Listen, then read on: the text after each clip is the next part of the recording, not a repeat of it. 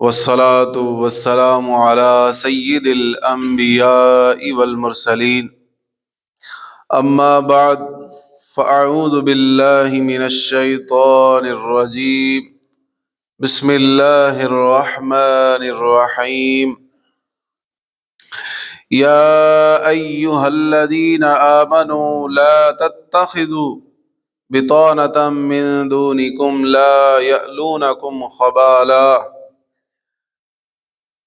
اے ایمان والو غیروں کو راز نہ بتاؤ، وہ تمہاری برائی میں کمی نہیں کریں گے۔ وَدُّوا مَا عَنِتُّمْ، وہ تو چاہتے ہیں کہ تم مشقت میں پڑ جاؤ۔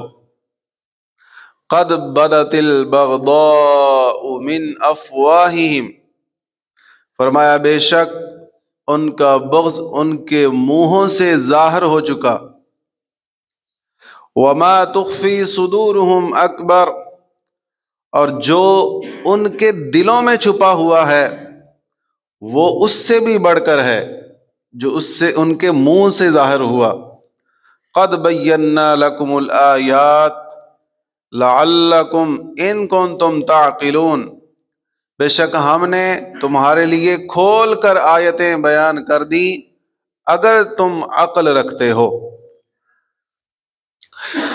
اس آیت کا پچھلی آیت کے ساتھ تعلق یہ ہے کہ پچھلی آیت میں کفار کے ان ظلموں کا بیان ہوا جو انہوں نے اپنی جانوں پر کیے، اور اس آیت میں ان کے ان مظالم کا بیان ہو رہا ہے کہ جو وہ دوسروں پر کرتے ہیں، یعنی جو وہ مسلمانوں کے ساتھ عداوت رکھتے ہیں، دشمنی رکھتے ہیں، اور ان کو مصیبتوں میں دیکھنا چاہتے ہیں، پریشان دیکھنا چاہتے ہیں، تو ان کی اس دشمنی کو، ان کے اس ظلم کو بیان کیا جا رہا ہے۔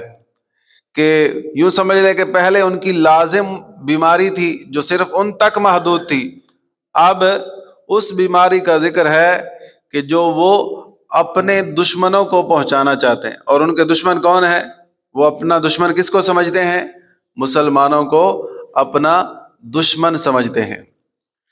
اس کی تفسیر میں علماء کرام فرماتے ہیں کہ مدینہ منورہ میں مسلمانوں کے دو طرح کے دشمن تھے، دو طرح کے دشمنوں کے درمیان مسلمان گھرے ہوئے تھے۔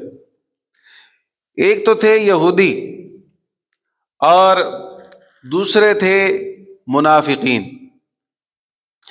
یہودیوں نے ادھر تو نبی کریم صلی اللہ تعالی علیہ وآلہ وسلم سے معاہدہ کر رکھا تھا، اور ادھر مسلمانوں کے دشمنوں سے ملے ہوئے تھے۔ تو پھر کیا کرتے تھے؟ وہ دشمنوں کے ساتھ مل کر ان کو مسلمانوں پر چڑھائی کرنے کے لیے اکساتے رہتے تھے، ابھارتے رہتے تھے۔ اور منافقین کا کیا کام تھا کہ وہ بظاہر اپنی زبانوں سے مسلمانوں کے ساتھ تھے، مگر ان کے دل یہودیوں کے ساتھ دھڑکتے تھے۔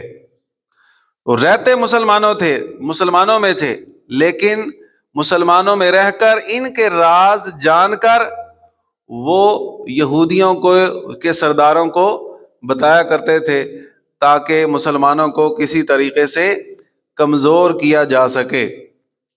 تو یہ جو راز پہنچانے کا سلسلہ تھا، تو یہاں وہ جو منافقین مسلمانوں میں رہتے تھے، تو جو جید صحابہ تھے وہ تو سمجھتے تھے، وہ ان سے نفرت کرتے تھے، لیکن بعض سادہ لوگ جو مسلمان تھے تو وہ ان پر اعتبار کر کے انہیں اپنی جنگوں کی تیاری کے بارے میں بتا دیتے تھے۔ اس طرح کے معاملات ایک دوسرے سے شیئر کر لیا کرتے تھے۔ تو اللہ تبارک و تعالیٰ نے ان سادہ لوگ مسلمانوں کو سمجھایا کہ ان کو کوئی بھی اپنے راز کی بات نہیں بتانی، ان کو کوئی بھی اپنا راز کھول کر نہیں بتانا۔ اسی طرح مسلمان ہونے سے پہلے جن لوگوں کی یہودیوں کے ساتھ دوستیاں تھیں یا رشتہ داریاں تھیں، قرابت تھی، پڑوس تھا، تو مسلمان ہونے کے بعد بھی ان کے تعلقات ان سے تھے، کوئی سسرالی رشتہ دار ہے، کوئی کہاں سے رشتہ دار ہے، کوئی کس حوالے سے تعلق رکھتا ہے، تو وہ آپس میں راز و نیاز کی باتیں بھی کر لیتے تھے ایک دوسرے پہ بھروسہ کر کے۔ تو اللہ تبارک و تعالیٰ نے یہاں مسلمانوں کو اس بات پر متنبہ کیا کہ ان کو کوئی بھی اپنا راز نہ بتایا جائے کہ یہ تمہارے منہ پہ جتنے ہی میٹھے بن جائیں لیکن اندر سے یہ تمہارے بہت بڑے دشمن ہیں، کہ ان کی دشمنی کا کئی بار ان کے منہوں سے بھی اظہار ہو جاتا ہے، لیکن جو ان کے دلوں میں تمہارے لیے دشمنی چھپی ہوئی ہے، یہ آج سب مسلمانوں کے لیے اس میں درس ہے کہ یہودیوں کے، غیر مسلموں کے، کافروں کے دلوں میں مسلمانوں کے لیے جو دشمنی چھپی ہوئی ہے وہ اس دشمنی سے بھی بڑھ کر ہے جس کا اظہار کبھی کبھار ان کے منہ سے ہو جاتا ہے۔ تو جناب یہ اس کا پریکٹیکل بھی اب آج کے دور میں تو ہمارے بالکل سامنے ہے، اور حالات کو مد نظر رکھتے ہوئے بالکل اللہ تبارک و تعالیٰ نے جو اس میں فرمایا ہے وہ بعین ہی اس کا مشاہدہ ہو رہا ہے، اور وہ حق اور سچ اللہ تبارک و تعالیٰ نے بات ارشاد فرمائی۔ اسی آیت کی روشنی میں علماء فرماتے ہیں کہ مسلمان حکمران کو چاہیے کہ کبھی بھی وہ اعلیٰ منصب پر، اعلیٰ عہدے پر کسی غیر مسلم کو مقرر نہ کرے، کسی قادیانی کو مقرر نہ کرے، کسی مرتد کو مقرر نہ کرے، کسی غیر مسلم کو اعلیٰ عہدے پر مقرر نہ کرے۔ کیوں؟ کہ ان کو جب موقع ملے گا تو یہ مسلمانوں کی دشمنی میں کمی نہیں کریں گے، ان کو جب موقع ملے گا یہ غداری کر دیں گے، ان کو جب موقع ملے گا تو یہ دیگر غیر مسلموں کے ساتھ مل کر مسلمانوں پر چڑھائی کرنے میں کوئی جو ہچکچاہٹ محسوس نہیں کریں گے۔ آج دیکھ لیں مختلف ممالک، مسلمان ملک بھی ہیں اور کافر ملک بھی ہیں، تو کیا مسلمانوں کے ساتھ جو کفار کے عہد و پیمان ہیں تو وہ کس لیے ہیں؟ وہ کن مقاصد کے لیے ہیں؟ صرف ان کے اپنے شیطانی مقاصد حاصل کرنے کے لیے ہیں، اور جہاں ان کو موقع ملتا ہے وہ مسلمانوں کو لتاڑتے ہیں، چڑھائی کرتے ہیں۔ کیا عراق پر نہیں کیا گیا؟ شام پر نہیں کیا گیا؟ مصر پر نہیں کیا گیا یہ ظلم؟ افغانستان پر یہ ظلم نہیں کیا گیا؟ اور کشمیر میں اب تک یہ ظلم و ستم چل رہے ہیں۔ پورا عالم کفر یہ ظلم دیکھ کے آنکھیں پھیر رہا ہے۔ فلسطین پر یہ ظلم و ستم ہو رہے ہیں، پورا عالم کفر دیکھ رہا ہے، لیکن کچھ بھی اچھا کرنے کا نہیں سوچ رہا، بلکہ یہ جو ظلم کرنے والے ہیں مزید ان کو اکسایا جا رہا ہے۔ تو اس سے پتہ چلتا ہے کہ یہ غیر مسلم، یہود و نصارہ، یہ کبھی بھی مسلمانوں کے خیر خواہ نہیں ہو سکتے۔ لہذا مسلمانوں کو آنکھیں کھولنی چاہیے، ہر عوامی فرد کے لیے بھی اور ہر حکمران کے لیے بھی یہ ضروری ہے کہ وہ اپنی آنکھیں کھولے، قرآن کے اس مفہوم کو سمجھے کہ اللہ تبارک و تعالی ہمیں یہ واضح طور پر ارشاد فرما رہا ہے، قد بینا لکم الآیات۔ رب تو یہ فرما رہا ہے کہ ہم نے تو کھول کھول کر تمہارے لیے اپنی نشانیاں، اپنی آیات بیان کر دی، ان کنتم تعقلون، اگر تمہیں عقل ہو۔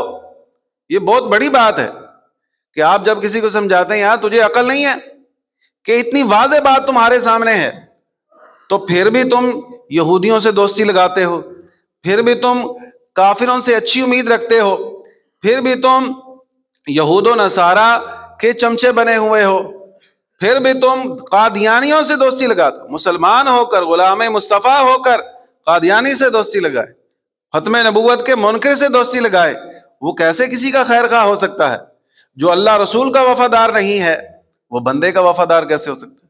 تو اس لیے ہمیں اس بات سے، اس آیت کریمہ سے یہ جو درس ملتا ہے اس کو اپنے دل و دماغ میں بٹھا لینا چاہیے، اور یہ بات ہمارے بچے کے ذہن میں راسخ ہونی چاہیے کہ مسلمان کا دوست مسلمان ہی ہو سکتا ہے، مسلمان کا دوست کبھی غیر مسلم نہیں ہو سکتا۔ ہاں اگر تمہیں بظاہر لگ رہا ہے کہ وہ میرا بڑا اچھا دوست ہے، وہ بظاہر ہی ہوگا لیکن دل سے تمہارے ساتھ دشمنی رکھے گا، ٹھیک ہے؟ اللہ تعالیٰ قرآن میں فرماتا ہے، یا ایھا الذین آمنوا لا تتخذوا عدوی وعدوکم اولیاء، میرے اور اپنے دشمنوں کو دوست نہ بناؤ. ٹھیک ہے, میرے اور اپنے دشمنوں کو دوست نہ بناؤ. کیوں؟ یہ دوستی کا نام ہے, حقیقت میں دشمنی ہے. اسی طرح یہود و نصارہ کے بارے میں تو اللہ تبارک و تعالیٰ نے واضح ان کا نام لے کر قرآن میں فرمایا کہ یہ کبھی بھی مسلمانوں کے دوست نہیں ہو سکتے. یہ آپس میں تو ایک دوسرے کے دوست ہیں, ان کی آپس میں تو یاریاں ہیں اور مخلصانہ ہو سکتی ہیں آپس میں, لیکن مسلمانوں کا کبھی بھی کوئی غیر مسلم, یہودی, عیسائی, کوئی بھی ہے, کسی بھی مذہب سے اس کا تعلق ہے, مسلمان کے ساتھ کبھی بھی اس کا مخلصانہ تعلق نہیں ہو سکتا.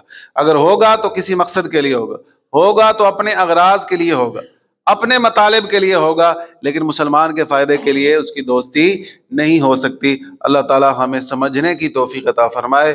وآخر دعوایا ان الحمد للہ رب العالمین.